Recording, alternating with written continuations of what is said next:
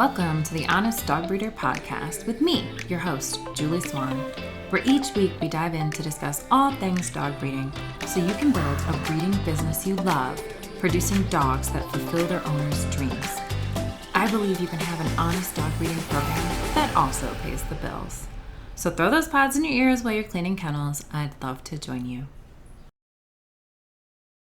Today we are so lucky. We have Michelle Stern from Pooch Parenting. Michelle, thanks so much for giving us this masterclass and being on the podcast. Thank you for the opportunity. Of course. Can you tell us a little bit about how you got started and what Pooch Parenting is and what you do? Yes. So I am a certified professional dog trainer and I'm a dog behavior counselor, right? Dog behavior consultant. And I specialize in supporting families who are raising kids and dogs of all ages at the same time.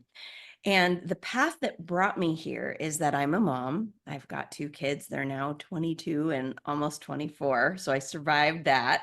I was a high school teacher for 8 years, and I founded a cooking school for kids that I started with kids as young as 2. You didn't know this about me. Surprise. So I started working with kids in the kitchen from 2 years old up until students who are getting ready to leave the nest and go to college.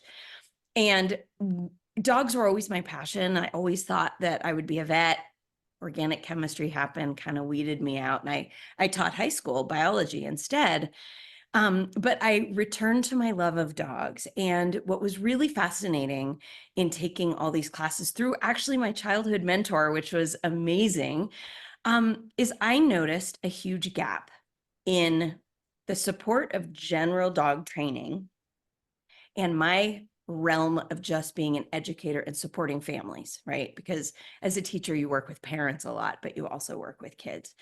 And I decided, you know what? I think that instead of just being a general dog trainer, like so many people out there, which is great, I'm not saying that's not good, but wouldn't it be amazing if I could take my expertise as a parent and as an educator and as a dog behavior specialist and apply that to supporting overwhelmed parents? Usually moms who are raising little kids, maybe they're pregnant or they're adopting a baby or using a surrogate, and they've got a dog at home who is their first baby, and they're worried. They're wondering, my gosh, maybe my dog is a little extra. I call these dogs extra. Maybe they're anxious. Maybe they're fearful. Maybe they're just super happy dogs, but they're 90 pounds. And we're worried about how their baby is going to fare in that environment. And there's also a lot of mom guilt. I mean, you know this, you and I have talked about this before, that as a parent, we want to be the best version of ourselves for our kids and our dogs. And we put a lot of guilt on ourselves that maybe our dog isn't going to get the best of us anymore. Because once the kids arrive, they do take priority. And so to help families ease that transition. But here's the thing, my mentor that I learned from, she ran the behavior and training department of our shelter for 30 years. And I spent a lot of years as both a volunteer and a staff at that same shelter. And I saw a lot of dogs coming in who struggled living with kids. And some of the dogs who struggled living with kids bit the kids, which doesn't bode well for their future. And the parents were desperate and they didn't know what else to do. And some breeders aren't as good as you are, and they won't support their families. And out of desperation, they need to turn them into the shelter because they just don't feel safe in their own home with this dog and child. And so my goal, I mean, in the dream world, I would work with breeders before puppies even go home so that we can set their families who have kids up for success, so they have appropriate expectations before the puppy even gets to their house, right? We've got safe zones set up, we have plans in place, and more importantly, the parents know that it's going to be hard, so they're not surprised and they don't feel sabotaged. Because I feel like everyone has this vision of snuggly, sweet, sleepy puppies, and they are like that for like 5 minutes, but not the rest of the day. You know, they're busy and they're fun and they eat things and chew things and bite and scratch. But we can do that safely around kids, but parents don't always know how. And so that's the role that I am trying to fill, whether people are getting dogs from a rescue or from a breeder or anywhere else. I just want their experience with that dog to be successful because then they're going to be thrilled with where they got their dog and they're going to tell everyone, I was supported. I got what I needed. I felt prepared. Everyone should get their dog from this person because they did such a good job with my dog. So that's kind of how I want to support people like you, and how I want to support parents and dogs so they feel safe where they land.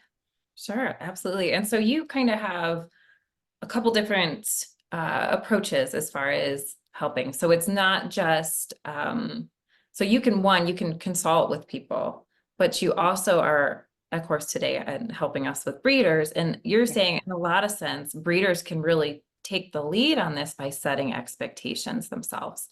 And would you agree? I've always found that when a mismatch occurs between puppy and buyer, it happens because the expectations were not met. Either the expectations they had were unrealistic, or the breeder overpromised, or whatever the case was, it's just not what they expected. And when that happens, that's when the mismatch really occurs. Because you're going to run into a problem like house training and you say, oh yeah, I knew this was going to be hard. It takes the bite out of it. Mhm. Yeah. Okay. No, I agree with you completely. I think expectations are a lot. And I think social media is a blessing and a curse because people share only the really sunshine and roses. I joke about that. I'm like, it's all sunshine and roses on social media. People share the cute stuff or even the dangerous stuff that they think is cute. And Yeah. that what it does is it shifts the status quo of what buyers, customers expect the reality to be. So there's a mismatch there even of like what they think it will look like living and raising a puppy alongside their kids. Because people want their dog and kid to be best friends. Mhm. They just want that. And what I am there to do is to support everyone with shifting the message to say they might be best friends, but also relationships take time, right? Most people don't fall in love with their spouse the first second they meet. It takes time to get to know each other, and there's quirks and finding out someone snores and maybe chews with their mouth open. There's like good things and bad things, and you have to decide like, where I'm going to celebrate the wins and where I need to get support to deal with the things that are harder. So yeah, but I do think that setting appropriate expectations from the get-go just prevents so much disappointment, and also the feeling like you might be failing, because you're not failing. You're doing the best you can with the information you have. And that's why partnering with people like you is so magical to me, because it's a neat niche, and we can, I mean, between you and I, and if we support other breeders out there, you could just imagine the thousands of families we can impact together who maybe then raise their kids and dogs in harmony, but people don't even know that a dog and child specialist is even a thing. So to Yeah. remind them, you know what, just like you would maybe have a lactation consultant help you breastfeed your baby, or you would have, right? I mean, some Yeah. stuff is hard. And so finding a specialist, you're not going to go to an orthopedic surgeon for heart surgery, right? You specialists have value. And so I do think it's really important to keep up these conversations, even just to let folks know that there are resources that are out in the world that can be explored. Absolutely. Absolutely. I think this is such an underserved area in the world. And I have noticed, I'm not sure if you've been tracking the same, but I've noticed my buyers are less, I would say, robust than they were 10 years ago. Um, what I used to think was normal for puppy behavior now needs to be something I need to address head on, because I'm finding less and less people actually believe it. And maybe part of that picture is because social media is coming in and setting this idealistic image that is very unrealistic.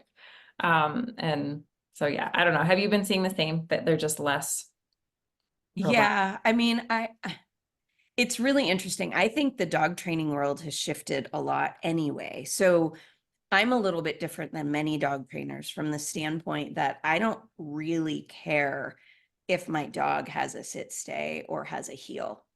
Not something that's important to me. Why?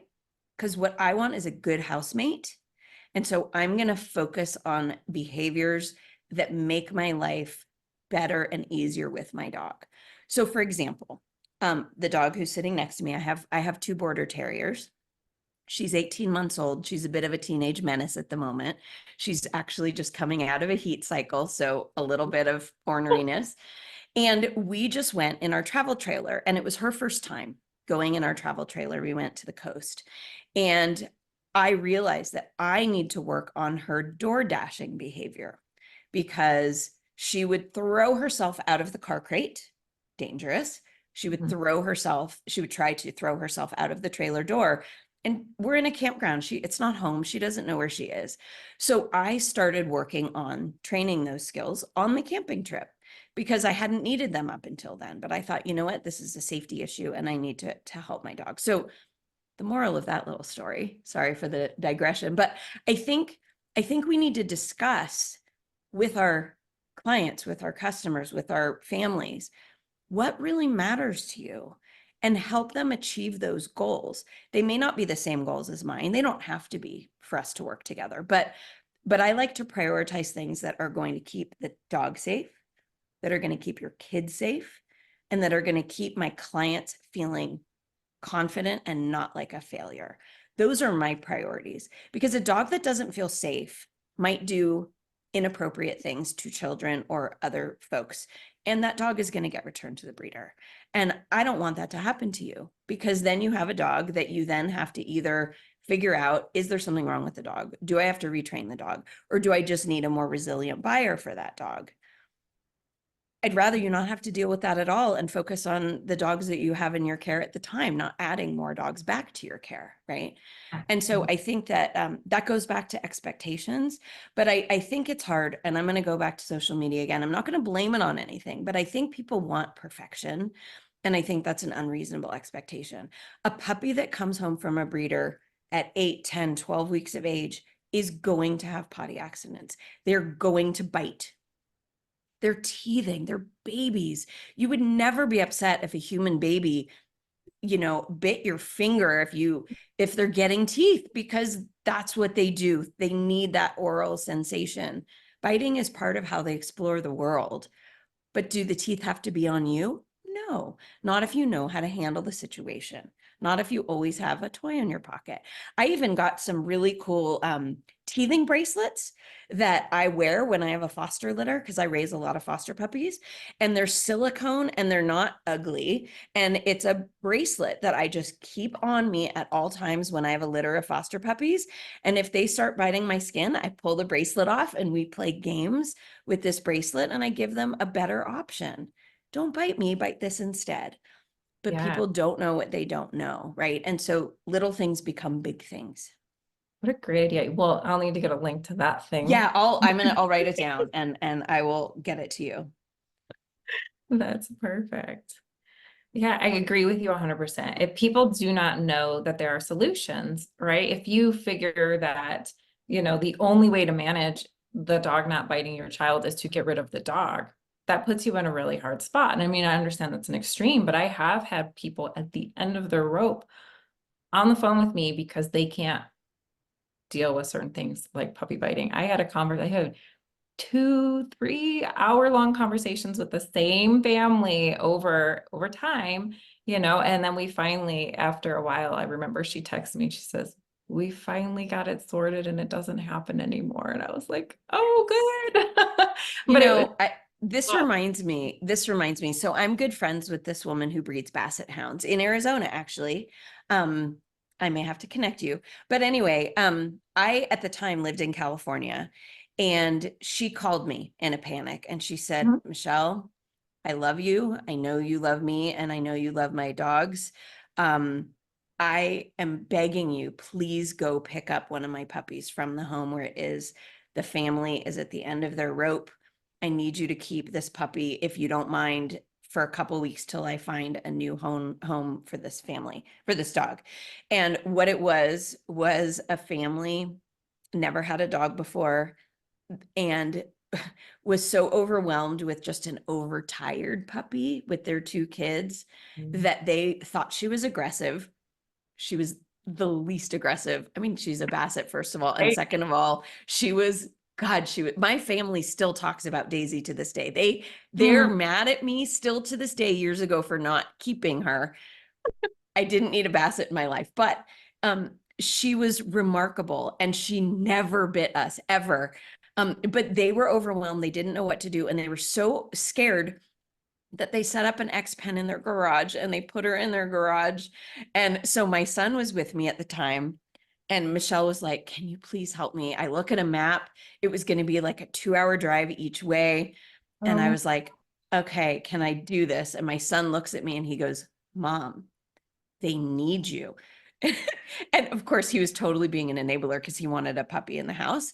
And so I was like, okay, Michelle, I'm getting in the car. And we did. We got in the car. We picked up Daisy that very day.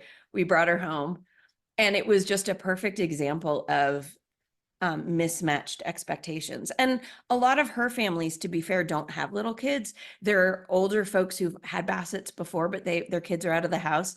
So I think that was a good experience. And she and I have talked a lot since then of like, I have to remember who my buyer is. And if they have kids, I really need to prepare them. And now she sends them to me, but not everybody has me yet as a resource. And so it was a sad, but to my benefit, we loved that dog. So Yeah. we took advantage, and Yeah, she was enjoyed it. delightful, not aggressive at all. It's extremely common because I've noticed even in the last year with my buyers that puppy biting, for example, they've started to label it as aggression. And I'm like, this is just not aggression, And I had a dog who's GSPs, right? Overly energetic. The guy said, he's just so aggressive. I'm like, there is nothing about this dog. And like, I already had a trainer over there working with them. And the trainer was like, that is like one of the best dogs I've ever worked with. He's so easy to train. I was like, I know. So, but it's that mismanaged expectations. And I do think people have the very best intentions when they get a puppy, but I often like, it's kind of like when you have kids, like when you're pregnant for the first time and all you think about is the birth. Like that's all your focus is on. And you're like, oh, yeah, we just gotta, well, oh my God, how am I gonna do this? What am I gonna my birth plan? All this stuff. And then you have the baby and like the next day, like, cool, so that's over. Oh, Now what? crap. Now I have figured everything else out. And it's extremely overwhelming. I see so many moms pulling their hair out, those first few weeks, not just because of the progesterone levels. So it's anyways, this is the same thing that happens with puppies. And then I think it's worse because at least humans, everybody kind of deals with humans. So you get this puppy and now you're like, oh man, I gotta learn their language. I got to set a standard. I have to be more responsible because I've got to maintain this. And it's just so many things and you don't know what to expect. And you have to change your house. So like, it's just a different routine, you literally have to change your house. I mean, the families I work with have to change their house because without barriers or other management strategies, you have to give the puppy a safe zone from grabbing kids, and you have to give kids a break from nipping tired puppies, right? Puppies need a comfy place to nap and they need a lot of sleep. And people don't always remember the fact that puppies need sleep. Kids like to think of them as a toy, for example, and they're here and they're cute and they're fluffy and I should be able to pick them up and squeeze them and hold them whenever I want. And that's just not the case. There's so much consent education that goes into raising kids and dogs at the same time, and allowing a dog to opt out of social interactions if they're not interested, and setting boundaries for kids where, kids literally developmentally, they're not, I'm going to say the word balanced. I'm not talking emotionally balanced. I'm talking physical. They fall down a lot. They drop things. Do you want them to drop your puppy? No way. You're going to break trust if a kid is toppling over and carrying a puppy and the puppy's like, oh my God, you're going to drop me and I don't feel safe and I'm going to bite you. So you put me down. It's Right. not an aggressive puppy. That's a puppy asking for help. Please help me. And we need to prevent those kinds of unsafe interactions, right? I know your kids want to love your puppy. Let me get you a stuffed animal. They can manhandle all they want. But with this living one, we have guidelines, we have rules, we have structure, right? This is a really good time. Now, I have to say, like, I am the kind of person of the more gentle parenting type of strategy. And I believe that the two can go hand in hand, right? You can provide structure and you can do it lovingly. And you can say to your kids, I can't let you hit the puppy. I am not going to allow that to happen. And we are going to use this barrier. And I say hit the puppy because sometimes kids, little kids, involuntarily, if a puppy bites them, they strike out. Yeah. They're not trying to hurt the puppy. They're trying to protect themselves. But we have to say, I can't let this happen. I can't let the puppy bite you. And I can't let you hurt the puppy, because then we're potentially damaging lifelong relationships, right? Our whole goal is to build trust so that maybe they can become best friends one day. But we have to set up management, and we need to role model too. I mean, as a mom, our kids are sponges and they're sucking up everything we do. So if we're grabbing our puppy by the face and kissing him on the nose, guess who else is going to do that? And guess who else's nose is going to be nipped because the puppy is like, stop it, I don't want you to do this. So I always joke with my parents that they have to do certain things in private. Once the kids are in bed, they can like kiss the puppy or hold the puppy or, whatever. They can do things that they don't want their kid to emulate, out of sight of the kids. Because parents have more coordination. I guess coordination was a better word than balance, but you know what I meant. Yeah. Well, same thing. It is. And I would say, you said it's not emotional, but but they aren't emotionally regulated either. Toddlers are very unregulated. And so, as a puppy, as it is itself figuring out how to regulate itself, having to deal with the unregulated kids. I mean, it is chaos. I remember Jordan Peterson said that if you watch 2-year-olds, they're the most violent age group of humans. And I thought, yeah, that's probably true. Yeah, I mean, they throw a fit if you give them the wrong colored cup or whatever, and things get thrown across the room and they hit and they kick and they scratch and they bite. And I mean, it's wild. It's like the Wild West with toddlers. Thankfully little, right? Yeah. It's the only way that we can manage them. So give us just a general overview. I know that you've talked a lot where management is this cringe word for some trainers. And for you, you're like, no, like this is the place to start. Let's do this. Can you give us a little overview on one where some trainers really are, well, tell us what it is, but then explain why trainers don't like it and why you love it. Oh, I love this question. Okay. So management is setting up systems to keep everyone from failing, right? Or you want to flip it on its head, to set everyone up for success, right? And would you say that it's more from like a physical standpoint as opposed to a learned? Yes. So this is where the catch happens with people who think that they can train all the behaviors. Sometimes trainers. So for example, I'm a big believer in pens. I use pens all the time. I have a pen set up right now by my laundry room so that I can separate my dogs if one of them has a bone the other one wants, or if I have a mess in the laundry room and I don't want the dogs to steal socks. I mean, I use management for all kinds of things. I have baby gates in the house, and I don't even have little kids anymore. I even have a pen in front of the front door so that I have sort of an airlock so that if somebody comes in, the dog can't dash out, right? I use management for so many things. Even a pool cover, when you have children, is management, or a fence around the pool is management. These are not foreign concepts to people who raise kids. Plug covers, so kids don't electrocute themselves. All of this stuff is management.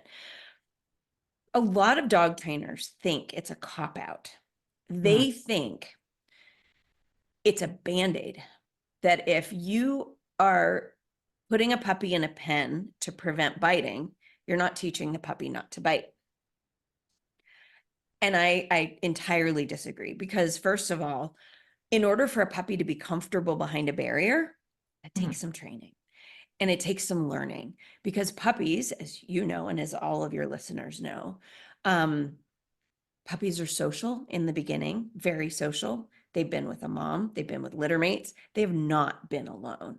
And that is a learned behavior. It is hard for baby dogs to be alone. It sucks. They are used to having company all the time.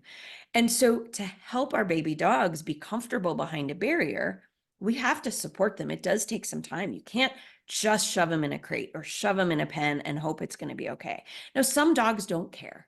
The go with the flow dogs, some of them are like, cool, I need a break anyway, I'm going to go take a nap.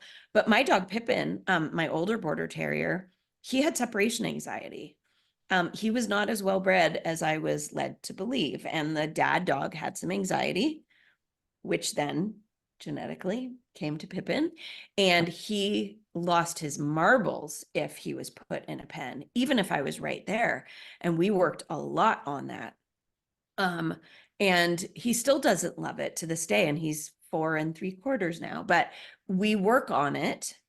But I still use it as management sometimes, but so I think where some trainers object to management is they say, you're slapping a Band-Aid on it. You're not teaching a behavior. You're not teaching skills. And my opinion really is that if we're preventing an unwanted behavior, that is teaching. So potty training, for example, if you live in a house, like I'm up in my office right now, which is a carpeted space, and if I had a puppy in here without any kinds of barriers, without a piece of vinyl covering my carpet to prevent pee from soaking in or whatever else, I will have potty accidents. This is a really big space. So what do I want to do? I want to help my puppy succeed. I want to give them a small space. I'm going to set a timer on my phone or on my watch. So every 30 minutes of awake time, we go outside and try to potty so that when they are inside, they're less likely to have an accident. That is a combination of management and training, but I'm not going to give them free rein because they will chew my cords. They will pee on the floor. They might poop in the corner. If I get mad and they go poop, they're going to start hiding to go poop, right? But instead, I can give them a safe place to do it where I don't mind, or where they can't ruin my floor. So I'm not mad at all. I'm like, oh man, I made a mistake. I didn't take you out soon enough. I'm so sorry, right? That's management, but it's also training, right? You're helping your dog to not mess up. So for me, management is just, it's easy too. As a parent, you have to do so many tasks. I mean, some parents are working and doing all the things. So that's another level. But even if you're a stay-at-home parent, I mean, there's cooking, there's cleaning, you have to take a shower, you have to use the toilet, you have to like heat your coffee or whatever it is you're doing. And that means you can't have eyes on kids and puppies all the time, but you need to. So how do you do this? Well, without management, you literally couldn't do this. You need to be able to put your baby somewhere safe so they don't crawl over onto your sleeping dog, or you need to be able to have your puppy in a safe zone for sleeping so that you can turn your back and go drain your mac and cheese. Because when your back is turned, anything could happen. And literally, when I say that, I really mean it, because you may think you have a safe space, but I have seen toddlers climb over barriers and couches and all the things to get to what they want. Yeah. It is crazy the things kids do. And we may not anticipate it. And there's memes about it. Like, I only turned my back for a second, and then you see just total chaos, right? So yeah, management, I don't think I could do my job without it. I don't think you can parent without it. I don't think you can raise dogs without it. Like, just even in my breeding program, I have multiple studs. I may be a little stud poor at the moment.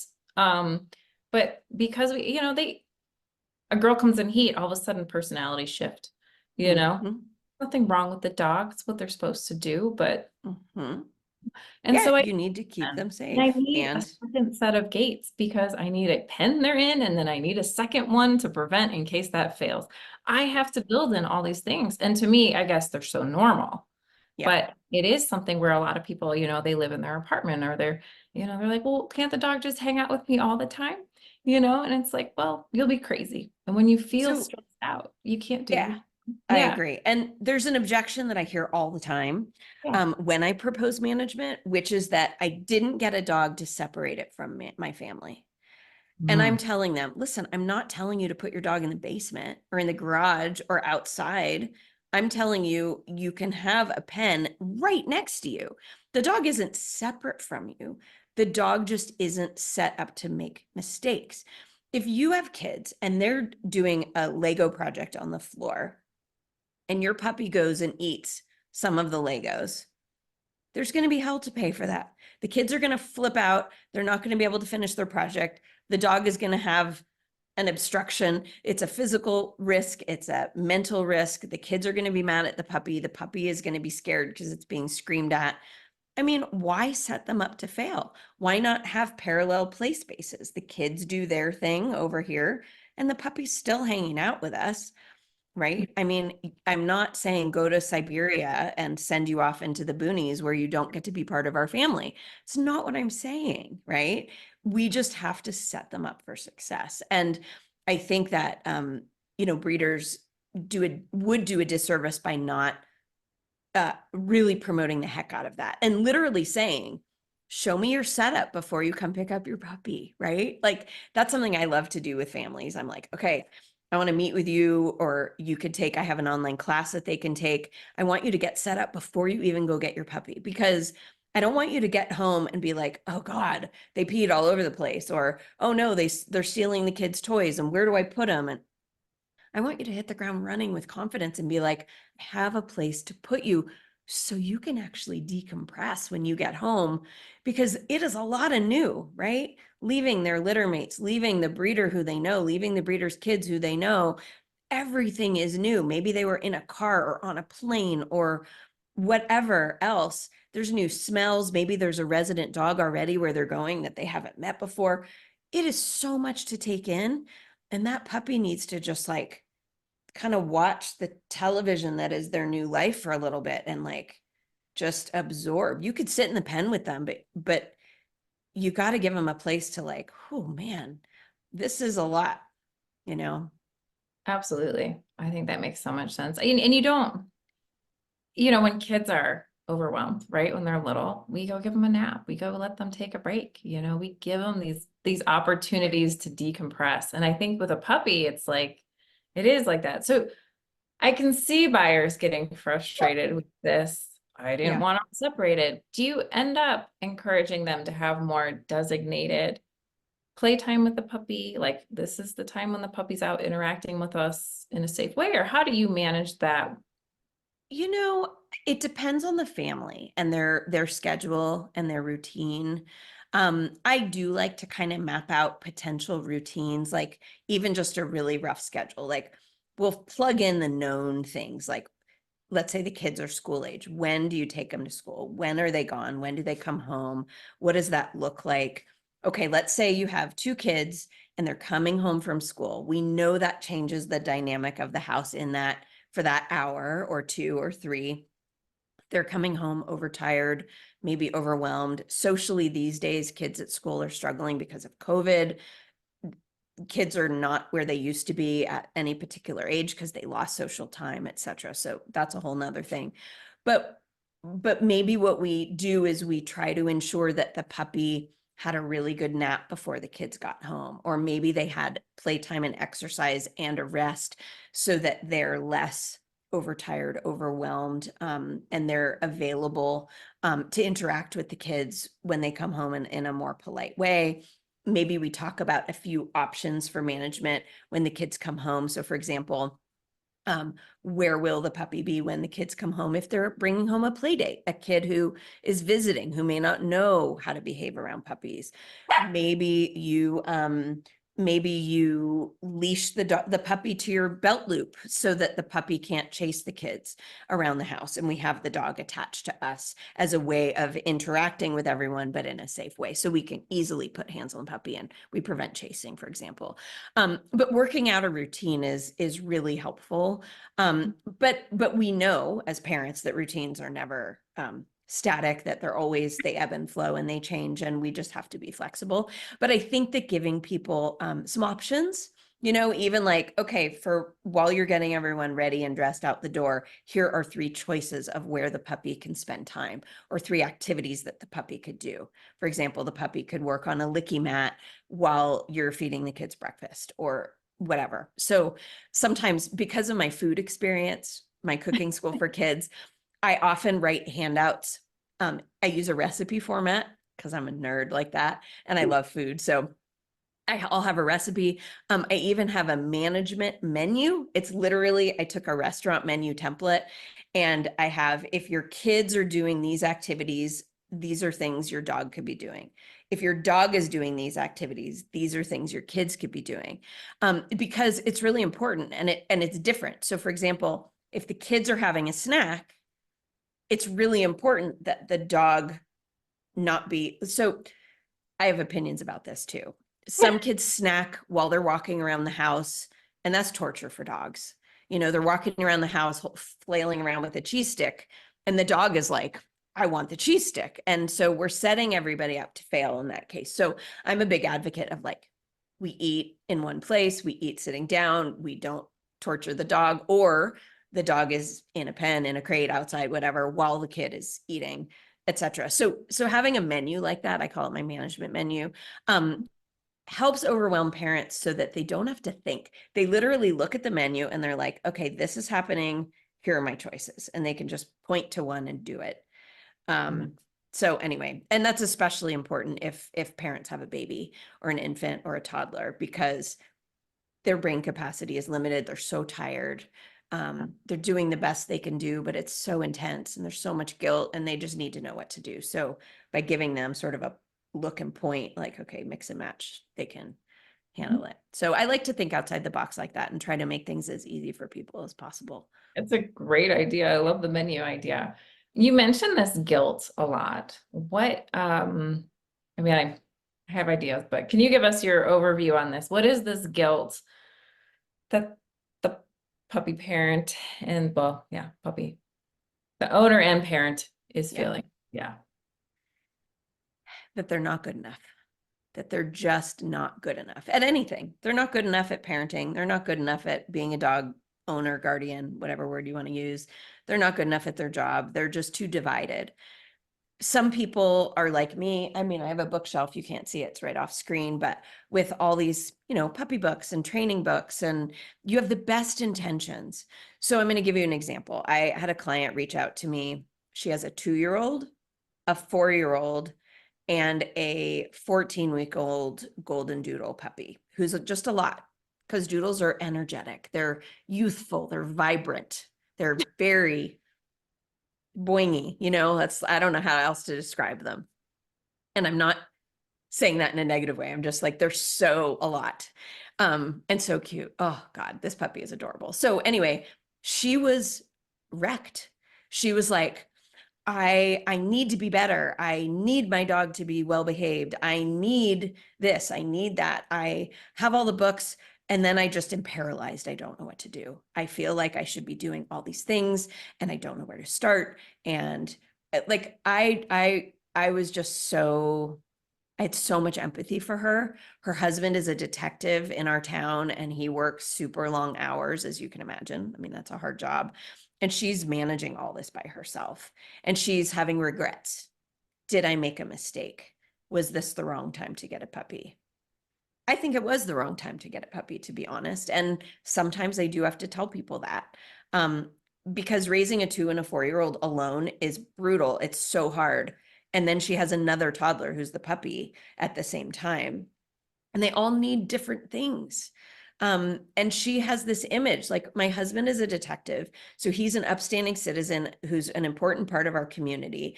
I need to be able to go out into the world with my 2 girls and my puppy and be civilized.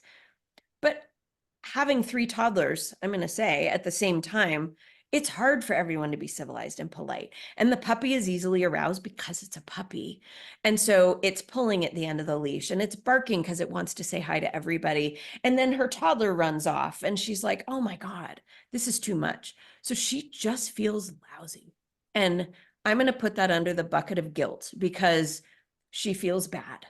I made a mistake. I'm doing a disservice to this dog by not giving it the support it needs. I'm doing a disservice to my kids when I'm focusing on the dog. I'm yelling more than I want to yell. I don't like myself when I'm this overwhelmed, and I feel terrible about it. So I think, one of the things that I like to support breeders with is, and you know this because you've seen it, but I have a freebie for breeders that talks about difficult conversations and just conversations in general. It's a guideline for people to see. It's all written out and it's in categories by management, expectations, training, etc. 4 categories, and they're all color coded because I was a teacher, so can't help myself.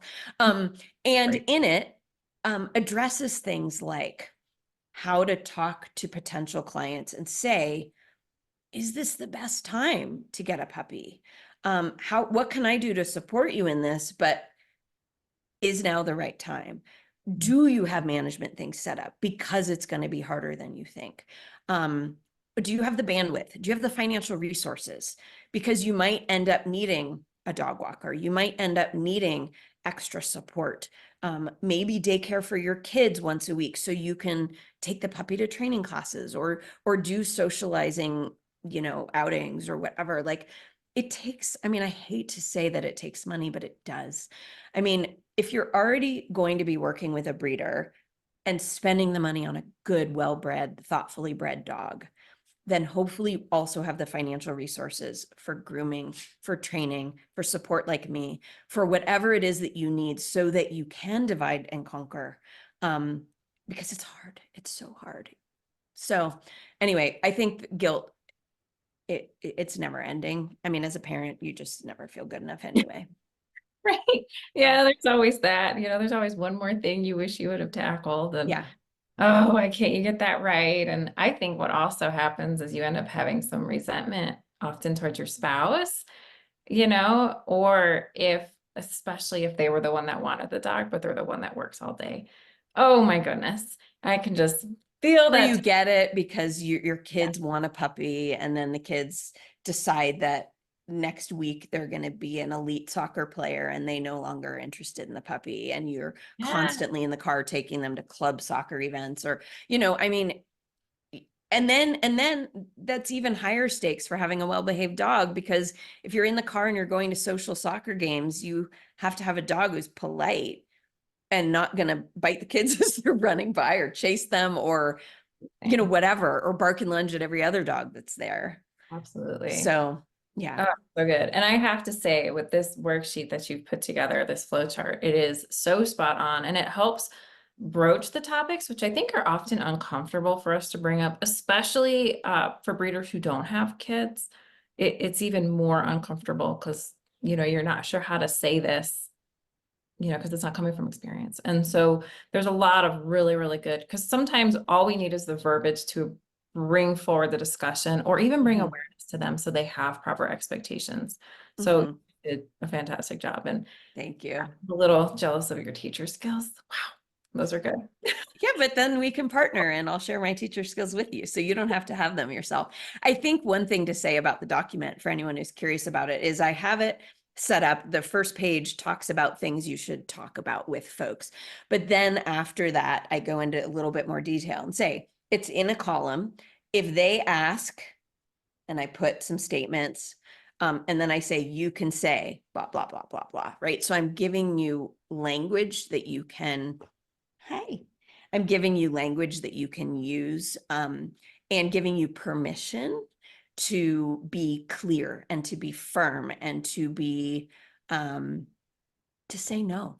You're Mhm. allowed to say no. And I know it's hard because the market is tight and you don't want to not sell a puppy because you want to sell your puppies, obviously. But also right fit is so important. And the stakes are really high if you make the wrong fit, because then you have to deal with this dog coming back, maybe at a terrible time, maybe you have a new litter on the ground and it's the last thing you want to deal with. And so by having some of these conversations and going through this document, the document also, I've shared it with several breeders to get their feedback, and what they have told me, and you actually said the same thing, is that even though you're a mom and a lot of stuff is just second nature to you, it's so easy to forget to mention it. Because for us, it's just how it is. Like what we talked about with baby gates and things like that. It's just how we do things. It's in our DNA, it's in our home, it's how we do it. But we forget that it's not in other people's. And so it's just a nice reminder, even if you just read through it to bring things to top of mind, like, oh, don't forget to tell them about this one thing, right? That a tired puppy bites more. That's really important, and maybe we shouldn't punish our puppies for certain things, and get a feel for what your buyers are like. Are they going to treat your puppies the way you want them to be treated? You need to know that before you send them home. So Yeah, oh, absolutely. No, it's so handy because you're right. We do forget all these things, and it's very different. It's very different. And also going back, now that my kids are, 9 and 11 now, I forget some of the things. Hunter used to go around and carry a puppy. If I wasn't catching him, he'd carry him by the neck. And I get it, they're little, but Yeah, just yeah. tiny little puppy carried around hanging by. I was like, thank God that kid's only like 18 inches tall, but it was so scary, Yeah. And so absolutely, I think that chart you have is just money in the bank. Thank you. I Um, hope so. it's great. Well, can people tell people where they can find you? Yes. So my website is poochparenting.net. And you and I can share the link to the free document that we've been talking about. And you can download that. It includes, just some really helpful information. And it will also give you my contact, because I'll be emailing that to you. And then I also can help breeders in a variety of other ways. So I have an on-demand class that's called Kids and Dogs 101. You can request that your buyers watch it before they get their puppy. I have an affiliate option for breeders. So if they'd like a little kickback as a thank you, I can do that. I can also give you a custom coupon code so that it's cheaper for your clients than it would be for the general public. And I also have a membership for parents called the Pooch Parenting Society. And if your customers, clients, families get a year-long membership of that, your affiliate program and your coupon code apply to that as well. So that's a benefit. And it's basically, what I love about that program is I'm just there when they need it. We have a designated Facebook group. We share our challenges. We share our triumphs. And we have 2 Zooms a month that people can come if they want, where we just talk about stuff that's hard. And it's all parents raising kids and dogs together, and everyone's nervous and the stakes are high. And so it's a soft place to land where they're with somebody who knows how hard it is. And I'm not going to give them a 10-page training plan, because no one will do it. It's very like, I give them very doable ideas and activities that they can do as a family. So those are the 2 things that I partner with breeders on in terms of affiliate and special coupon codes. But if you have a client that needs custom support, I can book a consult with them and I can coach them through anything.